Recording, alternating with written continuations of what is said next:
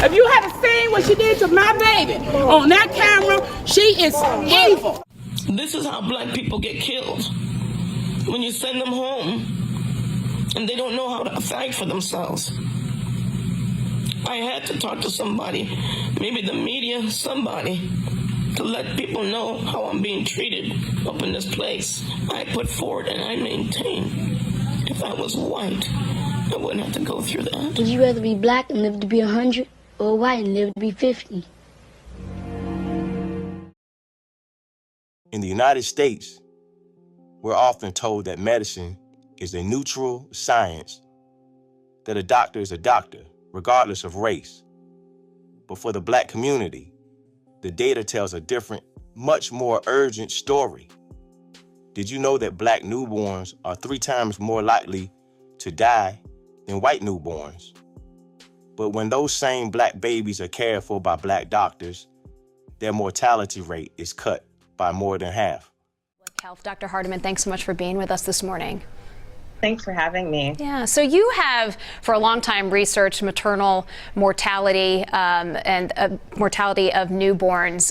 We know that black babies die at 3 times the rate of white babies, but your research gives us just a little bit of insight about why that might be.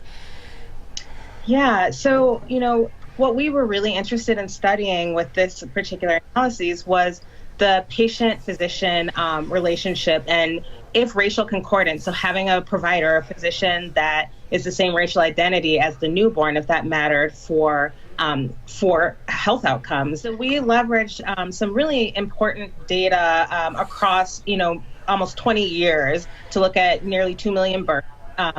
And to understand what was going on here. And what we saw was that when a black infant, a black newborn had a black physician caring for them, the likelihood of infant death decreased significantly.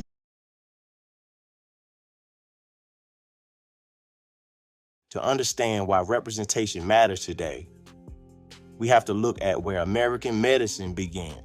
For centuries, the healthcare system wasn't just indifferent to black bodies, it was predatory. During slavery, black people were used as clinical material. J. Marion Sims, often called the father of modern gynecology, perfected his techniques by performing agonizing surgeries on enslaved women like Annika, Betsy, and Lucy without anesthesia because of the racist myth that black people didn't feel pain the same way.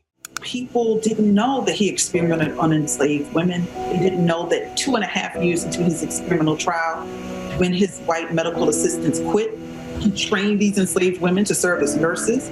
They were still his patients. They were still his slaves that he either owned or leased, and they still served as surgical assistants. So that part of the story was left out. This didn't end with slavery.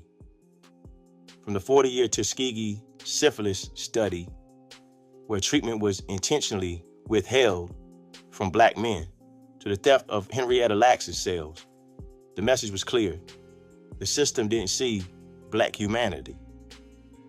This history created a medical apartheid that still haunts our exam rooms today in the form of implicit bias.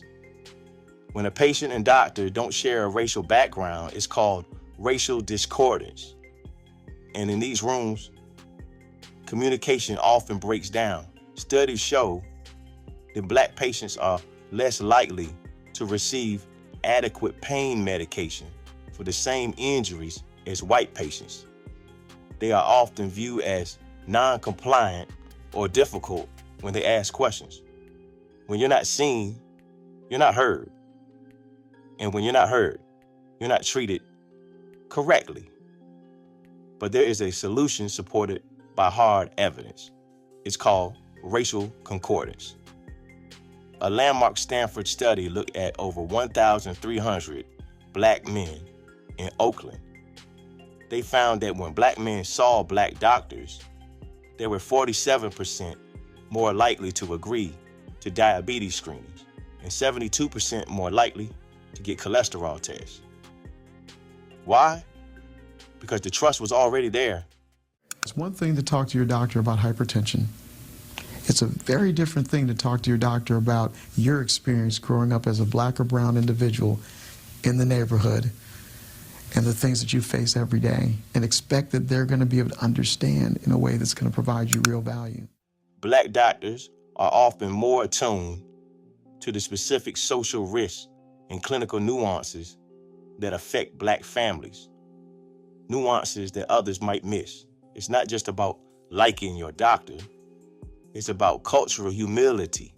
A black physician understands the stress of weathering how systemic racism physically ages the body and leads to higher rates of hypertension and heart disease. They don't just see a patient, they see a person whose life experience mirrors their own or their families. This connection leads to better questions, more honest answers, and ultimately, better outcomes. The problem, we don't have enough black doctors.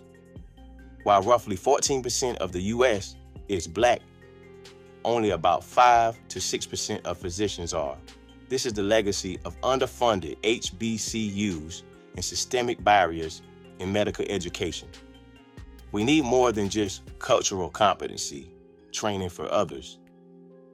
We need to invest in the hands that know our history and our hearts. If you're a black patient, seeking out a black provider isn't about segregation, it's about self-preservation. It is about finding a partner in your health who doesn't require you to explain your humanity before they explain your diagnosis. The evidence is in. Representation isn't just a nice to have, it's a lifeline. If you found this helpful, share this video. Let's start a conversation that could save a life. Don't forget to like and subscribe for more deep dives into health equity.